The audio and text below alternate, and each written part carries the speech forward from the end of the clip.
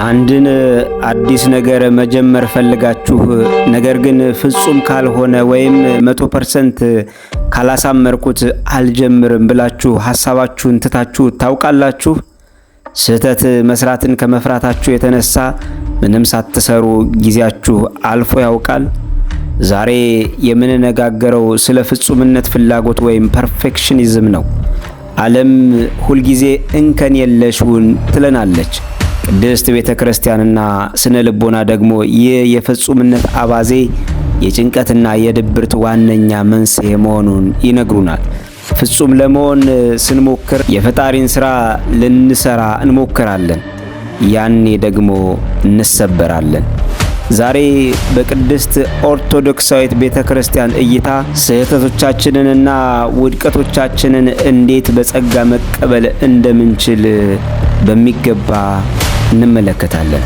እስከ መጨረሻው አብራችሁን ቆዩ። ሰላም ኦርቶዶክሳዊ ወጣቶች፣ ከመቼውም ጊዜ በላይ ራሱን የሚያውቅ በሃይማኖት የጸና በምግባሩ የቀና ትውልድ በሚያስፈልግበት በዚህ ዘመን የቻናል ወጣቶችን ወደ ትክክለኛ ኦርቶዶክሳዊ ስነ ልቦና፣ ጠንካራ ማንነት፣ የጠለቀ እውቀት ከፍ ለማድረግ የተፈጠረ የለውጥ አውደ ምሕረት ነው። በጋራ እየተማርን የተሻለ ማንነትን እንድንገነባ ሰብስክራይብ በማድረግ ቤተሰብ ይሁኑ። ቪዲዮውን ሼር እና ላይክ በማድረግ ለሌሎች እንዲደርስ ስለምታደርጉ በእግዚአብሔር ስም ከልብ እናመሰግናለን። ወደ ሐሳባችን እንግባ።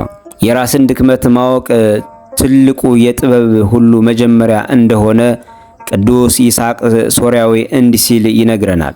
ሙታንን ከሚያስነሳ ሰው ይልቅ የራሱን ኃጢአትና ድክመት አይቶ የሚያለቅስ ሰው ይበልጣል ይለናል። ይህ ማለት እውነተኛው ክርስቲያናዊ ጥንካሬ በራስ ጽድቅ መመካት ሳይሆን እኔ ደካማ ነኝ፣ አምላክ ሆይ እርዳኝ ብሎ ድክመቱን በምስጋና መቀበል ነው። ከቅዱስ ይስሐቅ በተጨማሪ አባ ዶሪቴዎስ ዘጋዛ እንዲህ በማለት ያስተምራል። የሰው ልጅ ከሁሉ በላይ የሚያስፈልገው ነገር ቢኖር የራሱን ድክመት መረዳት ነው። አንድ ሰው የራሱን ስህተት ማየት ሲጀምር እግዚአብሔር ዓይኑን ያበራለታል። የራሱን ድክመት የማያውቅ ሰው ግን በቅድስና ጎዳና መራመድ አይችልም ይለናል። ስለዚህ ድክመታችን እግዚአብሔርን የምንለምንበትና ወደ እርሱ የምንጠጋበት ታላቅ ድልድይ ነው።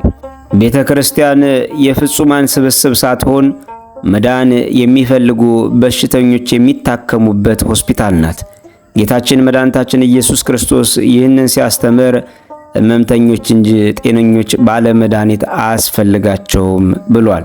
ቅዱስ ዮሐንስ አፈወርቅ የተባለው የቤተ ክርስቲያናችን ታላቅ አባት ይህንን የቤተ ክርስቲያን ሆስፒታልነት ሲገልጽ እንዲህ ይላል። ቤተ ክርስቲያን ፍጹም የሆኑ ቅዱሳን የሚታዩባት ሙዚየም አይደለችም። ይልቁንም ቁስላቸውን ለማሳየትና ለመፈወስ የሚመጡ ኃጢአተኞች የሚሰበሰቡባት የምህረት ቤት ናት። እዚህ ውስጥ ማንም ሰው በሌላ ላይ የመፍረድ መብት የለውም። ምክንያቱም ሁላችንም በአንድ የኃጢአት በሽታ የያዝን እና በአንድ መድኃኒት በክርስቶስ የምንፈወስ ነንና ይለናል። ተወዳጆች ክርስቲያኖች፣ የአባ ሙሴ ጸሊምን ታሪክ እናስታውስ። ታላቅ ሽፍታና ነፍሰ ገዳይ የነበረ ሰው ነው። ነገር ግን ወደ ንስሐ ሲመጣ አባቶች እንደ ድሮው ማንነቱ አልፈረዱበትም። እግዚአብሔርም ያንን ውድቀት ወደ ታላቅ ቅድስና ቀየረው። ከዚህ ትምህርት የምንወስደው ትልቁ ቁም ነገር ምንም ያህል ብንወድቅ የእግዚአብሔር ጸጋ ከኛ አይርቅም። ጌታችን ለሐዋርያው ጳውሎስ እንደተናገረው ኃይሌ በድካም ይፈጸማልና ጸጋዬ ይበቃሃል ብሎታል። እግዚአብሔር የሚሰራው በጉድለታችን ውስጥ ነው። አባ ፔሜን የተባለ ታላቅ አባት ደግሞ ይህንን ድክመት በተመለከተ እንዲህ ይላል። አንድ ሰው በየቀኑ ማለዳ መነሳት ያለበት ዛሬ ነው የጀመርኩት ብሎ ነው። ትናንት የወደቅነው ዛሬ እንድንነሳ ነው። በድካም ውስጥ ብንወድቅ እንኳን ተስፋ አንቁረጥ። ትልቁ የክርስቲያን ውጊያ የወደቅንበት ቁጥር መቁጠር ሳይሆን በተነሳንበት ቁጥር ወደ እግዚአብሔር መሮጥ ነው ይለናል። ወደ እግዚአብሔር የምንቀርበው በክብራችን ወይም በብቃታችን አይደለም። የምንቀርበው በድክመታችንና በእርሱ ምሕረት በመታመን ነው። ስለዚህ ድክመትህ ተስፋ አያስቆርጥህ። ይልቁንም ኃይሌ በድካም ይፈጸማል ብሎ ቃል የገባልህ አምላክ እንዳለ በማስታወስ በድካም ውስጥ የእግዚአብሔርን ኃይል ተቀበል። ቤተ ክርስቲያን የበሽተኞች ቤት እንደመሆኗ እንደ በሽተኛ ወደ ጌታ በመቅረብ ፈውስን ለማግኘት መጣጣር አስፈላጊ ነው።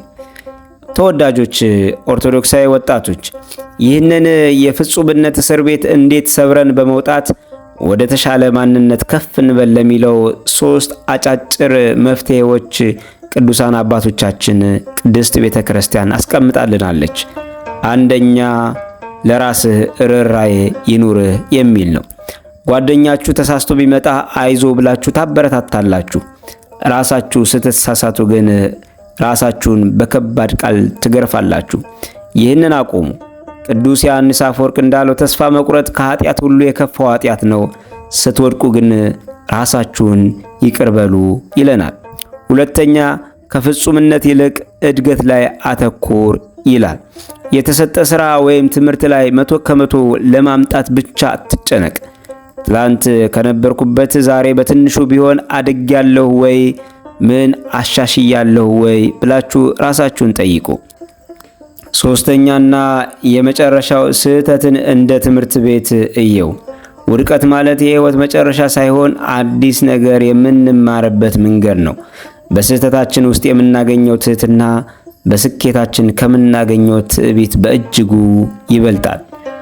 ወዳጆቼ፣ እህቶችና ወንድሞቼ ሸክላ ሰሪው የተሰበረውን ቃል መልሶ እንደሚሰራው እግዚአብሔር አምላካችን የተሰበረውን ልባችንን ይጠግነዋል። አንዳንድ የተሰበሩ ዕቃዎች ውብ የሚያደርጋቸው የተሰበረባቸው ቦታዎች በወርቅ መጠገናቸው ላይ ነው። የእኛም ውበት ድክመታችን በእግዚአብሔር ጸጋ ሲታከም ነው። ስለዚህ ፍጹም ለመሆን መሞከርህን አቁምና እውነተኛ ለመሆን ሞክር። ይህንን ቪዲዮ ስህተት ላለመስራት በፍራቻ የሚሰራውን ያቆመውን ወንድምህን ወይም እህትን ለማበረታታት ሼር አድርግላቸው። ሰላም እግዚአብሔር ከሁላችን ጋር ይሁን። ወስብሐት ለእግዚአብሔር።